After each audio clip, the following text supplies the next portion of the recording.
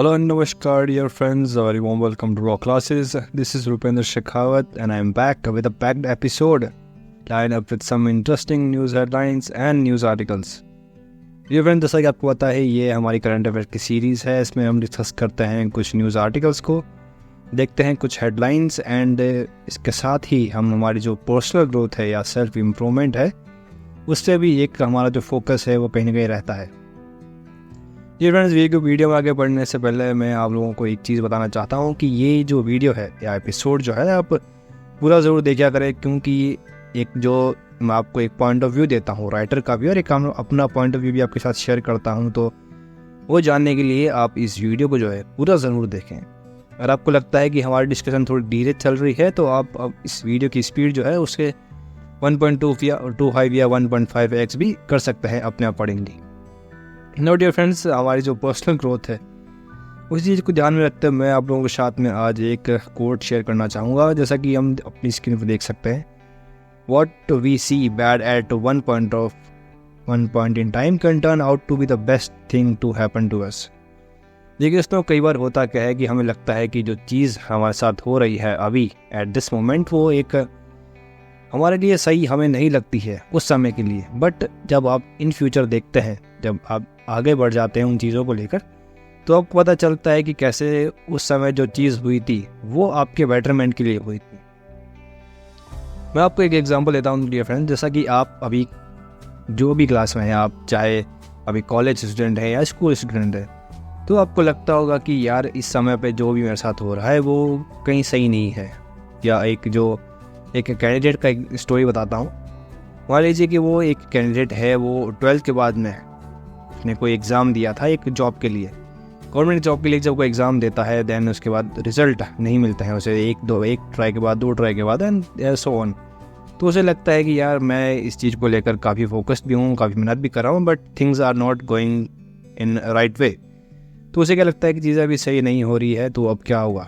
But after some point of time, but जब वो graduation ख़त्म करता है तो अपने पर्सनैलिटी वाइज अपने को चेक करता है. उसने जो इतने सालों में सीखा है, पर्सनैलिटी वाइज जो ग्रो हुआ है, उसका जो नेचर चेंज हुआ है वो एक डिफरेंट लेवल का होगा. उस समय पे जब वो जॉब लग जाता है, मान लीजिए उस समय उसकी जॉब लग जाती है, तो हो सकता है कि आज इस समय पे उसकी जो पर्सनैलिटी है वो इतनी शाइन नहीं कर रही होती जितना अब कर रही है. तो उस समय पे हमें लगता है कि चीज़ें सही नहीं जा रही है and things like that. But in future आपको वो चीज़ जो है सही लगने लगती है. आपको लगता है कि उस समय पे उस कैंडिडेट को ऐसा लगता होगा कि अच्छा हुआ उस समय मेरा सिलेक्शन नहीं हुआ, ताकि आज मैं जो पर्सनैलिटी वाइज जो हूँ वो उस समय पर नहीं बन पाता. मेरी जो पर्सनैलिटी है आज, या जो मेरी इतने सालों का एक्सपीरियंस मुझे मिला है वो नहीं मिलता, तो मैं आज एक ऐसा इंसान जो है जो वेल एक्सपीरियंस है या वेल नोन है, उसे काफ़ी नॉलेज है, तो वो उस लेवल का अचीवमेंट हासिल नहीं कर पाता. डियर फ्रेंड्स, ये था आज का quote from the life amazing secret book. मैं आपसे आशा करता हूँ कि आप इस चीज़ को जो है अपनी लाइफ में इम्प्लीमेंट करेंगे, और आपके साथ अगर कुछ भी अभी बुरा हो रहा है तो don't worry about that. In future जो है चीज़ें जो हैं वो अच्छे के लिए हो रही है. In future you will see things कि कैसे जो भी चीज़ हो रही है आज वो एक अच्छे के लिए ही हो रही है. Now dear friends, let's move towards our question. जब मैं आपसे हर रोज़ एक सवाल पूछता हूँ करंट अफेयर्स या बर्निंग टॉपिक्स और रिलेटेड होता है. Name the indigenously built nuclear capable submarine of Indian navy. भारतीय नौसेना की जो एक न्यूक्लियर केपेबल सबमरीन है जो इंडिजियसली बिल्ट है, यानी कि भारत ने खुद ने ही 100% इस सबमरीन को जो है इंडिया में इस बिल्ड किया है. तो उस सबमरीन का नाम आपको कमेंट सेक्शन में बताना है. ये फ्रेंड्स, अगर आपको इसका आंसर पता है तो वेल एंड गुड. प्लीज़ इसका आंसर जो है मुझे कमेंट सेक्शन में बताइए. एंड हाउएवर इसका आंसर आपको नहीं पता है तो मैं आपसे ये रिक्वेस्ट करता हूँ कि प्लीज़ इसके बारे में आप थोड़ा सा रिसर्च कर लीजिए, ताकि आपको चीज़ें जो है समझ में आने लगे कि कैसे एक न्यूक्लियर सबमरीन जो है अलग होती है फ्रॉम डिफरेंट अलग अलग सबमरीन जो होती है उनके बारे में पता चलेगा. एंड उसके बाद में जो है आप इस नॉलेज को रिटेन कर पाएंगे. और ये सही ज़रूरी भी है कहीं ना कहीं कि हमें जो हमारी आर्म फोर्सेस है इनके बारे में पता होना बहुत ज़रूरी है. Now dear friends, let's move towards articles. आज है 29 सितंबर 2023 एंड आज का जो पहला आर्टिकल है हमारा फ्रॉम द हिंदू न्यूज़पेपर वो है a milestone in Hindu marriage reforms in India. Dear friends, हुआ क्या है कि अभी जो पुराने मैरिजेस एक्ट है या हिंदू मैरिजेस एक्ट है, इनको लेकर काफ़ी संशोधन हुए हैं और राइटर ने बताया है कि कैसे सेल्फ रेस्पेक्ट मैरिजेस जो हैं उनको लीगलाइज किया गया है सुप्रीम कोर्ट के द्वारा। ये फ्रेंड्स हिस्टोरिकल बैकग्राउंड देते हुए राइटर ने बताया कि कैसे Suyamariyathai marriages, I am really sorry अगर मैं इसको रॉन्ग प्रोनाउंस कर रहा हूँ, तो हम इसको शॉर्ट में कहेंगे जो सेल्फ रेस्पेक्ट मैरिजेस होती हैं, स्पेशल मैरिज जो होती है, हम इसे इस पूरे डिस्कशन में स्पेशल मैरिजेस कहेंगे। तो बताया कि कैसे ये जो मैरिजेस हैं इन्होंने इनकी वैलिडिटी को लेकर काफ़ी चैलेंजेस जो हैं फेस किए हैं इन सभी मैरिजेस ने। और मद्रास हाई कोर्ट का जो 1953 का केस था उसमें बताया गया था कैसे ये जो मैरिजेस है वो नल एंड वॉइड है, ये हवाला देते हुए कि ये जो मैरिजेस हैं, जितनी भी मैरिजेस होती हैं, ये हिंदू मैरिज रिचुअल्स को जो है फॉलो नहीं करती हैं।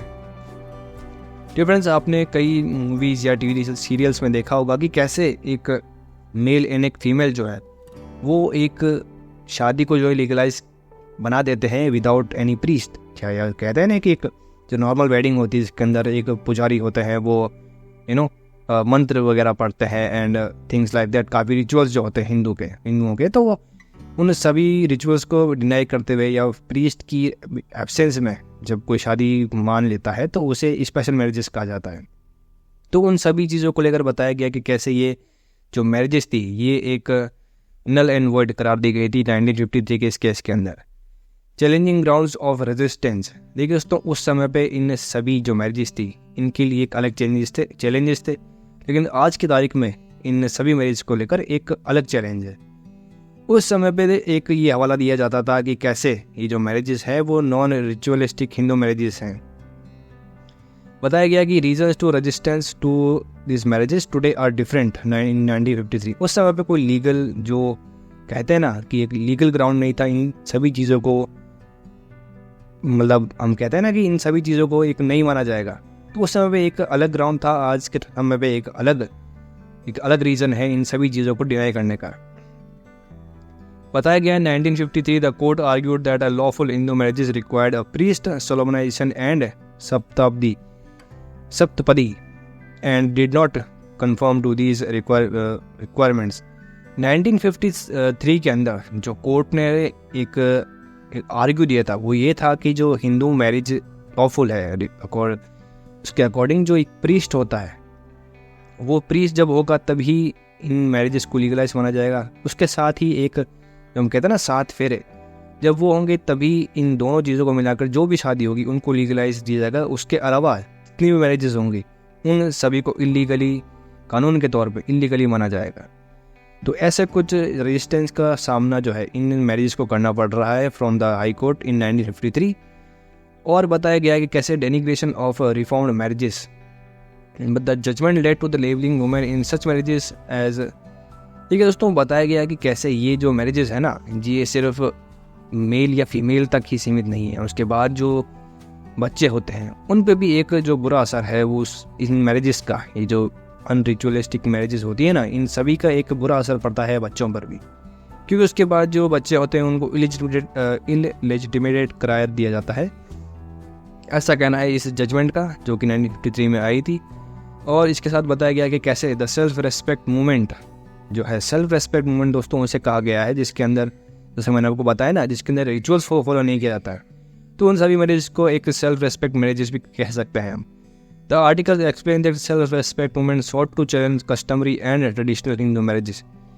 तो उस समय पे एक मूवमेंट आया था इन सभी मैरिजेस को सपोर्ट देने के लिए, उससे सेल्फ रेस्पेक्ट मूवमेंट कहा गया है। एंड बताया गया कि कैसे ये जो मूवमेंट के जो लोग थे उन्होंने कैसे चैलेंज किया है ट्रेडिशनल हिंदू मैरिजेस है, उनको एक चैलेंज दिया है, which it viewed as upholding caste supremacy and patriarchal rights.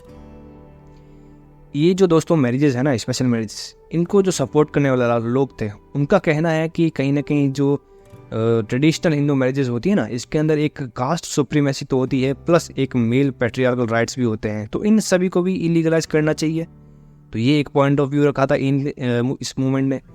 फिर इसके साथ में बताया गया था कि कैसे the movement advocated for dissoluble contracts between a man and a woman without religious conformity.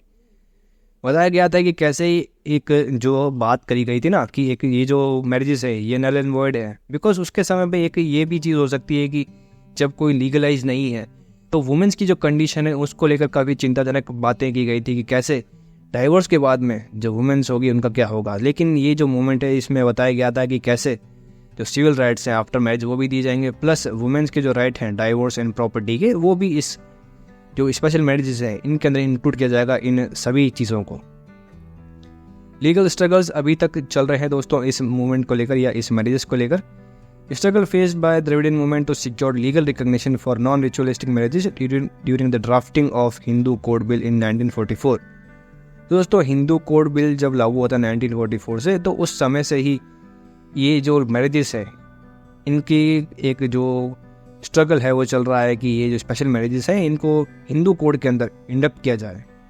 The Rao committee in 1947 report did not acknowledge the movement demands leading to the legal recognition to only specific reform marriages in Hindu Marriage Act of 1955। ये friends Rao committee गठित की गई थी 1947 के अंदर और बताया गया था कि कैसे ये जो मूवमेंट्स है या ये जो मैरिजेस हैं इनको लीगलाइज करा जाए। लेकिन इस कमेटी का कहना था कि ये जो जितने भी जो डिमांड्स रखी है ना कि लीगल राइट्स भी देंगे हम जो वुमेन्स की कंडीशंस हैं उनको भी सुधारने की कोशिश की जाएंगे इस मूवमेंट के अंदर। तो इन सभी को एक डिनाई देते हुए राव कमेटी ने कहा है कि ये सभी जो डिमांड्स हैं इनको एक लीगल रिकॉग्निशन नहीं दिया जाता based on the Hindu marriage act of 1955। साथ ही इस स्पेशल मैरिज एक्ट बताया गया कि हाल ही के अंदर जो सुप्रीम कोर्ट की एक जजमेंट है उन्होंने पास किया है कि कैसे ये जो मैरिजेस हैं इनको हिंदू लॉ मैरिज जो एक्ट है उसके अंदर तो इंक्लूड नहीं किया जाएगा, लेकिन उसकी जगह जो सेक्शन 7 है इस एक्ट का उसके अंदर एक as a special marriage act के तहत इस मैरिज को जो है एक्सेप्ट किया जाएगा इस हिंदू मैरिज लॉ के अंदर।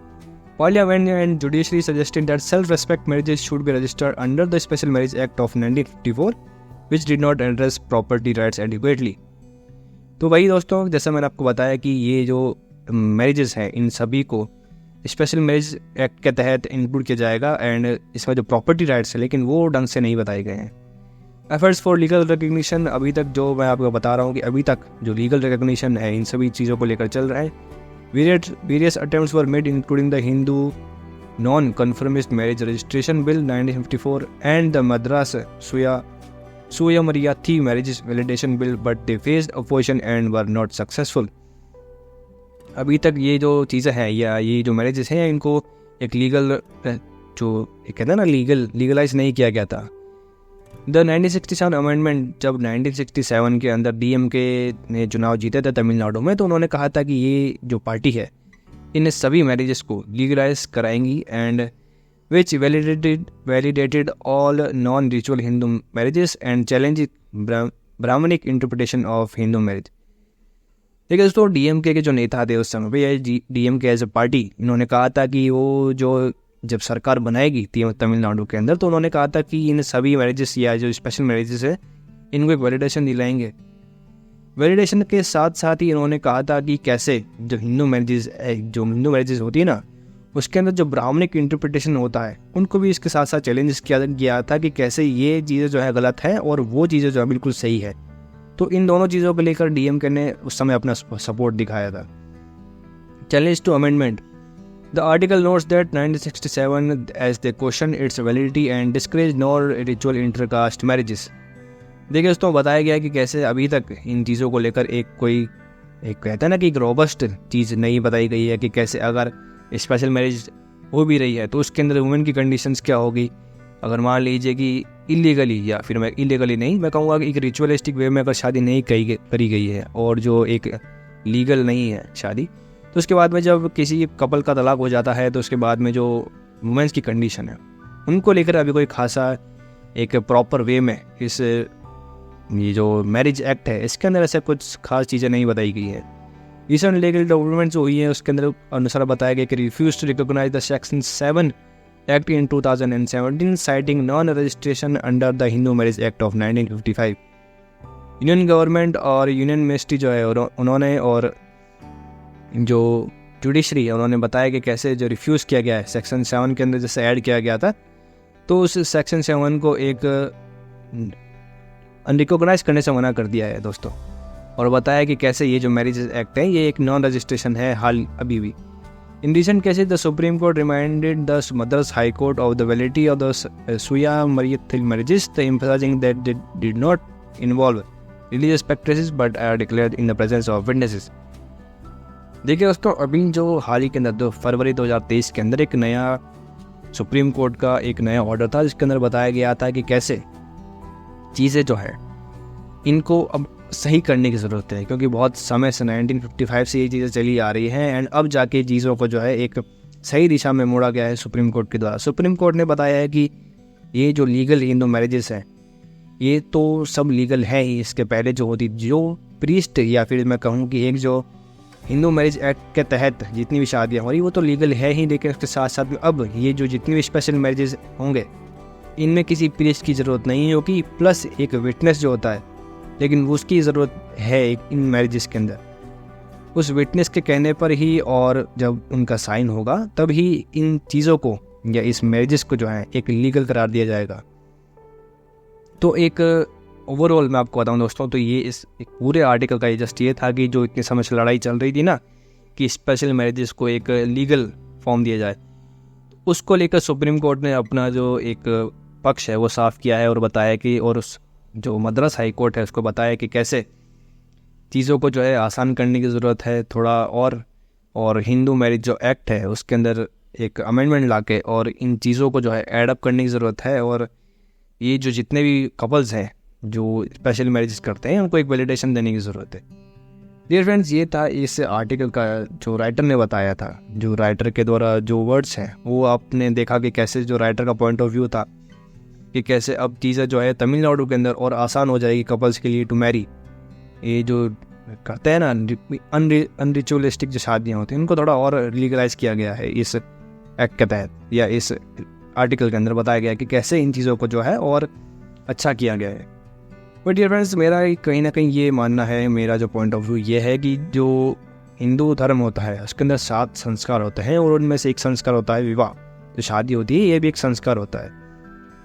तो एक लीगल या इलीगल की एक चीज़ है, ये एक अलग चीज़ है, बट एक जो होता है ना कि जब आप हिंदू रिलीजन को फॉलो कर रहे हैं तो उसके अंदर जो भी संस्कार है उन संस्कारों को फॉलो करना बहुत ज़रूरी है। डियर फ्रेंड्स, लीगलाइज करना या इलीगलाइज करना एक ऑल ऑफ डिफरेंट चॉइस है, बट जब एक संस्कार की बात आती है तब आपको अपने जो सेंसेस हैं उनका थोड़ा और मतलब कहते हैं ना कि हमें जो एल्डरली पीपल हैं उनकी सुननी चाहिए, एंड ऐसी जो चीज़ें हैं मैरिजेस जैसी चीज़ें जो हैं इनमें थोड़ा और आपको लीगल या इलीगल की बजाय एक जो धार्मिक वे है आपका उसको लेकर थोड़ा एक पलड़ा वज रख के सोचना चाहिए कि कैसे जो चीज़ें हैं या जो विवाह है जो 7 संस्कारों में से एक है उसको थोड़ा और एक पारंपरिक तरीके से निभाया जाए, और कैसे जो है इसको आसान मैं कहूँ कर रहा और स्पिरिचुअली या और रिलीजियसली इस चीज़ को जो है फॉलो किया जाए, रदर दैन दे कि आप ये सोचें कि ये लीगलाइज है या नहीं।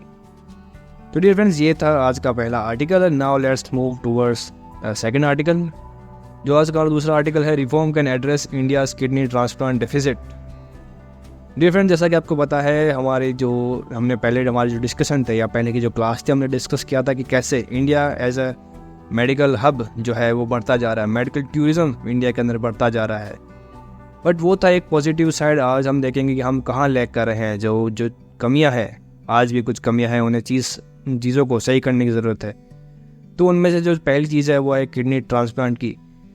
देखिए तो 2022 के एक सर्वे के अनुसार 2 लाख पेशेंट्स को जो है किडनी ट्रांसप्लांट की ज़रूरत थी, लेकिन उनमें से सिर्फ 3.4% ही जो लोग थे उनको ये किडनी ट्रांसप्लांट जो है वो रिसीव कर पाए। This shortage is attributed two factors like diabetics, mall nourishment, over crowding and poor sanitation.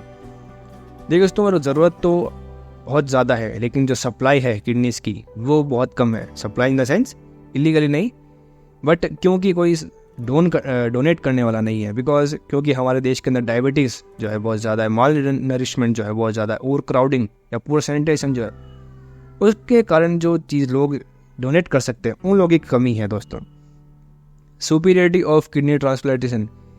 Kidney transplantation is considered the best treatment for ESRD, offering advantages in terms of quality of life, patient convenience and life expectancy. देखिए दोस्तों, जो होता है ना ESRD, इसके according ये जो kidney transplant है ये एक बेस्ट ट्रीटमेंट है इस समय पे। अगर किसी को टाइम पे ये मिल जाए ESRD के अंदर, तो उसकी जो लाइफ एक्सपेक्टेंसी है या पेशेंट का जो कन्वीनियंस है वो कहीं ज़्यादा हो जाता है इस किडनी ट्रांसप्लांट के द्वारा। कंपेरिजन विद डेवलप कंट्रीज जो है वो 20% तक भारत से आगे हैं इन दिस केस, और this gap is primary to stringent regulation in India rather than lack of medical facilities. देखिए दोस्तों, जैसे कि आपको हमको पता है कि जो मेडिकल फैसिलिटीज़ हैं वो तो हमारे भारत के अंदर टॉप नॉच हैं, इसमें कोई इफ्स एंड बट नहीं है, कोई शक वाली बात ही नहीं है कि हमारे जो भारत में मेडिकल फैसिलिटीज़ हैं वो एक टॉप क्लास की हैं, और इसी के कारण हमारा जो मेडिकल इंफ्रास्ट्रक्चर है वो एक बेस्ट ऑफ द बेस्ट है इन द वर्ल्ड। लेकिन उसके होने के बावजूद भी हमारा जो किडनी ट्रांसप्लांट का रेशियो है या जो परसेंटेज है वो ऑल ओवर वर्ल्ड में कम क्यों है? बिकॉज ऑफ जो रेगुलेशंस हैं ट्रांसप्लांट को लेकर वो कहीं सख्त हैं, जो रूल्स हैं जो रेगुलेशंस हैं वो एक खासा सख्त हैं, इसी के कारण जो किडनी ट्रांसप्लांट है वो एक काफ़ी प्रॉब्लमेटिक एक जो प्रोसीजर है वो बन जाता है। Ways to obtain a kidney कैसे एक जो जिसको ज़रूरत है वो कैसे हासिल करता है हमारे देश में, उसके कुछ ये तरीके हैं कि एक जो डिसेस डोनर है या जो मर चुका होते हैं ना कि कई लोग अपने मरने के बाद अपने अंग दान करते हैं, तो उनमें से एक ये तरीका है कि कोई इंसान मरने के बाद इससे पहले डिक्लेरेशन जो होता है वो साइन करके दे कि मेरे मरने के बाद जो है वो किडनीज जो है आप किसी ज़रूरतमंद को दे दीजिएगा। तो एक तरीका हो गया, प्लस कोई रिलेटिव या कोई फ्रेंड देना चाहे तो वो एक चीज़ हो गई। किडनी स्वैप जिसे कहते हैं ना कि दो कंपैटिबल किडनीज जब मैचअप हो जाती है दो लोगों की अलग अलग, तो उनके बीच में किडनी स्वैप होना और किडनी चेंज जब बनती है, यानी कि कुछ जो होते हैं ना कि कुछ लोग अपनी मर्जी से एक गुड जेस्चर के तहत या मैं कहूँ एक दान के तहत जो कई लोग किडनी देते हैं, तो वो एक तरीका है कि कैसे किडनी जो है ऑप्टिम की जाती है। Each method had its challenges and requirement, हर एक जो ये मेथड है इसका एक चैलेंज है और एक रिक्वायरमेंट भी है। किडनी स्वैप जैसे कि मैंने बताया दोस्तों कि आपको जो दो लोग हैं अगर उनकी किडनीज कंपैटिबल है एक दूसरे के साथ, कंपैटिबल इन द सेंस कि मान लीजिए मैं हूँ एंड मेरा फ्रेंड है, तो मेरी एक किडनी उसकी एक किडनी से मैचअप हो रही है, यानी कि जो दोनों की प्रॉपर्टीज़ है वो मैच कर रही है, तो कहीं ना कहीं हम दोनों स्वैप कर सकते हैं एंड हमारी जो किडनीज़ हैं वो दोनों सिंक्रोनाइज में आ जाएंगी। कहने का मतलब ये है कि हमारे दोनों की किडनीज एक किडनी जब मैचअप हो जाएगी, इनकी प्रॉपर्टी जो मैच कर जाएगी, तो हम इजीली किडनी जो स्वैप कर सकते हैं, तो इसी को हम कहते हैं किडनी स्वैप। आई होप को आपको ये लेमेंस भाषा मैंने समझाया, आपको समझ में आया होगी कि किडनी स्वैप जो है वो क्या होता है। इंडिया के अंदर काफ़ी रोड ब्लॉक्स हैं इस चीज़ को लेकर कि कैसे चीज़ों को और आसान बनाया जाए। किडनी की जो हम कहते हैं ना किडनी ट्रांसप्लांटेशन, इसको जो प्रोसीजर वो एक काफ़ी हेक्टिक एंड काफ़ी लीगलाइज है। किडनी चेंज जैसा कि मैंने आपको बताया, कोई भी अल्ट्रुइस्टिक डोनर जो होते हैं या धार्मिक तौर पे जो कई लोग होते हैं ना कि मदद करने वाले जो लोग होते हैं वो अपनी विल से किडनी डोनेट करते हैं, तो उन सभी चीज़ों को थोड़ा और आसान बनाना पड़ेगा, क्योंकि ये जो तरीका है ना कि एक हम एज अ गुड जेस्चर किसी को डोनेट करते हैं, तो वो डोनेट कर पाना हमारी इंडिया के अंदर पॉसिबल नहीं है। काफ़ी रोड ब्लॉक्स है इस चीज़ के अंदर, तो हमें ज़रूरत है कुछ रेस्ट्रिक्टिव लॉज जो रेगुलेशंस हैं उनको थोड़ा लूज अप करने की, ताकि किडनी जो है वो एक सही समय पे एक ज़रूरतमंद के पास पहुंच सके। लीगल रोड ब्लॉक जैसे कि आपको पता है, kidney donations out of altruism are largely illegal in most Indian states. जो हम कहते हैं ना कि एक धर्म के तौर पे या एक इंसानियत के तौर पे जब हम किडनी किसी को डोनेट करते हैं, तो वो कर पाना एक नेक्स्ट टू इम्पॉसिबल चीज़ है दोस्तों हमारे इंडिया के अंदर, बिकॉज ऑफ इलीगल जो प्रैक्टिसेस होती है इसके कारण, या जो लीगल प्रैक्टिसेस हैं या हम काफ़ी ज़्यादा जो कानून हम लगा देते हैं ना, उसके कारण जो कई लोग अपनी मर्ज़ी से भी डोनेट करना चाहते हैं तो वो भी नहीं कर पाते हैं because of this road blocks. Missed opportunities, काफ़ी ज़्यादा मिस्ड जो अपॉर्चुनिटीज़ हैं, जैसा कि हमने देखा कि ड्यू टू अननेसेसरी रेगुलेशन, इतने सारे रूल्स एंड रेगुलेशन हैं दोस्तों कि कोई भी ज़रूरतमंद को किडनी देना भी चाहे अपनी मर्ज़ी से तो वो भी नहीं दे पाता है। Kidney chairs in particular could be significantly reduce the burden on hospital and uncertainty for participants। ये दोस्तों खुद की मर्जी से एक जब कोई किडनी डोनेट करता है या जो एक चेन बनाते हैं लोग कि हम उसको करेंगे एंड देन थिंग्स, एंड जो चेन बनती है कि हम उसको करेंगे, देन उसको जब 2-3 लोग मिलके किसी को किडनी डोनेट करते हैं या अलग अलग पर्सन को डोनेट करते हैं तो ऐसे एक चेन बनती है। तो वो भी जब ये चीज़ हम लागू करेंगे तो हमारे हॉस्पिटल का जो बर्डन है वो तो कम होगा ही, प्लस जो जिनको ज़रूरत है उनकी जो चीज़ें हैं या उनको जो मांग है वो कहीं ना कहीं आसान होती हुई दिखाई देती है। ब्लैक मार्केट, जैसा कि आपको पता है किडनी को लेकर ब्लैक मार्केट्स तो हमने आए दिन हम सुनते ही हैं कि कैसे इंटरनेशनल मार्केट में जो है ब्लैक मार्केट किडनीज का चलता है। Stringent laws have contributed to proliferation of black markets. ठीक है, तो इतने सारे जब हम किसी चीज़ पे रोड ब्लॉक्स लगा देते हैं ना किसी भी चीज़ पे, तो उसके बाद में क्या होता है कि उस चीज़ की जो ब्लैक मार्केट है वो शुरू हो जाती है। तो हमने देखा कैसे कई बार चीज़ें जो है एक मान लीजिए कि हमने किसी चीज़ के ऊपर रोक लगा दी, उसके बाद में उसकी काला बाजारी जो है वो शुरू हो जाती है। कैसे फिर लोग जो है उसको महंगे भाव के अंदर इंटरनेशनल मार्केट में या नेशनल मार्केट में जो उसको फिर बेचते हैं। तो इसी के कारण जो ब्लैक मार्केट है किडनी का वो कहीं ना कहीं बढ़ता जा रहा है because of this all stringent laws. Slow reforms, जैसा कि आपको पता है recent reforms have focused on age and domicile requirements but not address the supply issue adequately. हाल ही के अंदर कुछ रिफॉर्म्स किए गए हैं सेंट्रल गवर्नमेंट के द्वारा to loosen up the rules. कुछ रूल्स को लेकर एक हाल ही के अंदर एक थोड़ा सा लूजन अप किया गया है इन रूल्स एंड रेगुलेशंस के अंदर, ताकि एक आसानी हो पेशेंट्स को किडनी पहुंचाने में। लेकिन ये जो रूल्स हैं ये भी सिर्फ जो एज है या डोमिसाइल रिक्वायरमेंट्स है उन्हीं को फॉलो करते हैं, उसके अलावा और सब कोई ज़्यादा इसके अंदर फ़र्क नहीं दिया गया है। कहने का मतलब ये है कि अगर किसी की एज मैच कर रही है या किसी का शहर एक है तभी आप किसी को जो है किडनी जो है डोनेट कर सकें। ऐसा नहीं है कि जैसे मैं राजस्थान में हूँ तो मैं किसी दिल्ली के किसी पर्सन को डोनेट कर सकता हूँ। तो इतनी भी चीज़ें अभी तक आसान नहीं हुई है in the recent reforms. International example की बात करें दोस्तों तो Australia, Canada, Israel and Netherlands are successful implementing regulatory changes and to encourage kidney swaps and change. तो ये सभी देश जो है ये सभी जोर दे रहे हैं इस चीज़ की ओर कि कैसे जो किडनी स्वैप्स हैं या चेंज इन सभी चीज़ों को आसान बना रहे हैं देश, ताकि जो रिक्वायरमेंट है किडनी की हर एक मतलब पेशेंट के लिए वो आसान बनाई जा सके। और कैसे जो काला बाजारी है इसको रोका जाएगा because of this loss. Spain and the United kingdom have national level registries for kidney challenges. इसके साथ साथ स्पेन और यूके के अंदर एक नेशनल लेवल का रजिस्ट्रेशन खुला हुआ है। यानी कहने का मतलब ये है कि आप किसी भी कोने में रहते हो इन दोनों देशों के, आप एक नेशनल लेवल का पोर्टल है उस पर रजिस्टर कर सकते हैं। और उसके बाद में आप देश के किसी भी कोने में अपनी किडनी जो है एक ज़रूरतमंद को डोनेट कर सकते हैं। रिकमेंडेशन दी गई है आर्टिकल के अंदर कि कैसे implement reforms to encourage altruistic donations. जो एक गुडविल के तौर पे जो लोग डोनेट करते हैं या एक धर्म के तौर पे जो एक डोनेट करते हैं उसको उन सभी चीज़ों को एक बढ़ावा देना चाहिए। उसके साथ साथ ही नॉन नियर रिलेटिव जो होते हैं, हम कहते हैं ना कि एक रिलेटिव ही दूसरे रिलेटिव दे पाएगा, तो इन सब चीज़ों को ख़त्म करना चाहिए। एंड हम इन चीज़ों पे ध्यान देना चाहिए कि कोई भी कहीं से भी किसी भी पेशेंट को जो है अपनी किडनी डोनेट कर सकता है। And kidney exchange infrastructure to address the kidney shortage crisis effectively. और किडनी का जो एक्सचेंज इंफ्रास्ट्रक्चर है उसको थोड़ा और ध्यान देने की ज़रूरत है, चीज़ों को थोड़ा और रोबस्ट बनाने की ज़रूरत है, ताकि जो पेशेंट्स हैं उनको ऑन टाइम ट्रीटमेंट मिल सके एंड जो उनकी जान है वो बचाई जा सके। तो ये था आज का सेकंड आर्टिकल दोस्तों। जैसा कि आपने देखा कि कैसे किडनी ट्रांसफॉर्मेशन को लेकर हमें इंडिया एज ए इंडिया जो कंट्री है उसको थोड़ा और रिफॉर्म्स की ज़रूरत है, थोड़ा लॉस को जो है थोड़ा और लूजन अप करने की ज़रूरत है। देख लेते हैं आज के कुछ हेडलाइंस। आज की जो हेडलाइंस है, Taiwan test its first in house submarine. Taiwan ने खुद की इंडिजिनियसली बिल्ट सबमरीन लॉन्च की है दोस्तों, जिसका नाम है हाईकुन। अंशुल अग्रवाल जो है उन्होंने जीता है bronze medal in equestrian dressage event. जो एशियन गेम्स चल रहे हैं उनके अंदर अंशुल अग्रवाल जो है उन्होंने ब्रॉन्ज मेडल जीता है एक घुड़सवारी इवेंट के अंदर, तो मैंने कंग्रेचुलेशंस। उसके साथ साथ ही मनरेगा जो है social audit unit in state of paralysis in many states. तो जो मनरेगा स्कीम है ये कई स्टेट्स के अंदर अभी भी इतनी रोबस्ट नहीं है। MS Swaminathan walked ahead of his time. Scientific community का है कि MS स्वामीनाथन जो है ग्रीन रेवोल्यूशन के जो जनक कहे जाते हैं वो समय से कई आगे थे एंड उनकी रिसेंटली डेथ हुई है, तो rest in peace to him. Friends ये था आज का एपिसोड। आई होप कि आपको चीज़ें समझ में आई होगी। If you really like this video please give it thumbs up, subscribe करें अगर सब्सक्राइब नहीं किया है तो, एंड शेयर कीजिए इस वीडियो को among all your friends and family. So this is Rupendra Shekhawat signing off. Jai Hind, and I'll see you in the next one.